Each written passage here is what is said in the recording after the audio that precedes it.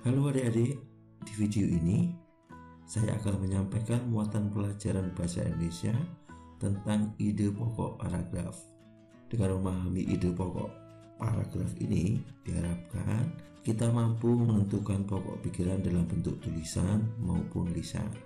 Baiklah, kita langsung saja masuk ke materi. Ide pokok adalah gagasan yang menjadi dasar sebuah paragraf. Ide pokok disebut juga gagasan pokok atau gagasan utama atau pikiran utama. Ide pokok biasanya ada di kalimat utama. Kalimat utama adalah kalimat yang menjadi dasar sebuah paragraf. Berdasarkan letak kalimat utamanya, ada 3 jenis paragraf: paragraf reduktif, induktif, dan campuran. Paragraf reduktif adalah paragraf dengan kalimat utamanya ada di awal paragraf. Paragraf induktif, kalimat utamanya terletak di akhir paragraf. Sedangkan paragraf campuran, kalimat utamanya terletak di awal dan akhir paragraf.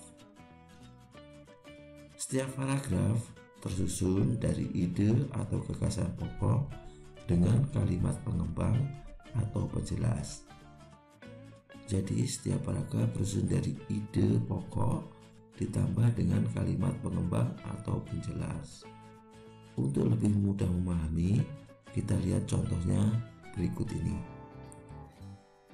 Salah satu ciri makhluk hidup adalah bergerak.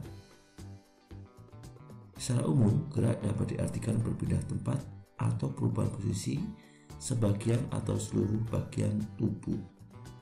Makhluk hidup bergerak apabila ada rangsangan yang mengenai sebagian atau seluruh bagian tubuhnya.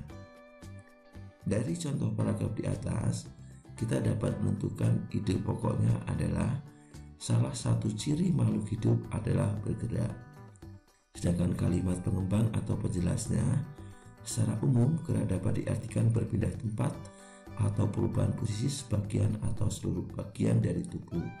Makhluk hidup bergerak apabila ada rangsangan yang mengenai sebagian atau seluruh bagian tubuhnya. Untuk lebih jelasnya, kita ambil contoh yang kedua. Otot disebut alat gerak aktif karena otot memiliki suatu senyawa kimia yang membuatnya dapat bergerak. Pada saat otot yang menempel pada tulang bergerak, otot tersebut akan membuat tulang bergerak. Dari paragraf tersebut, kita dapat menentukan kalimat utamanya adalah otot disebut alat gerak aktif karena otot memiliki suatu senyawa kimia yang membuatnya dapat bergerak.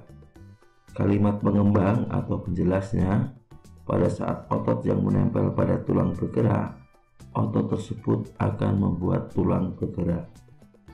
Dari kalimat utama tersebut, kita dapat menentukan ide pokoknya adalah otot adalah alat gerak aktif. Jadi yang perlu diingat bahwa untuk menentukan ide pokok, yang harus kita lakukan adalah pertama, baca tulisan yang ada di paragraf itu sampai kita mengetahui atau memahaminya. Kemudian, tentukan kalimat utamanya. Dari kalimat utama tersebut, kita dapat menentukan ide pokok. Sekian materi kali ini. Semoga video ini bermanfaat dan selamat belajar.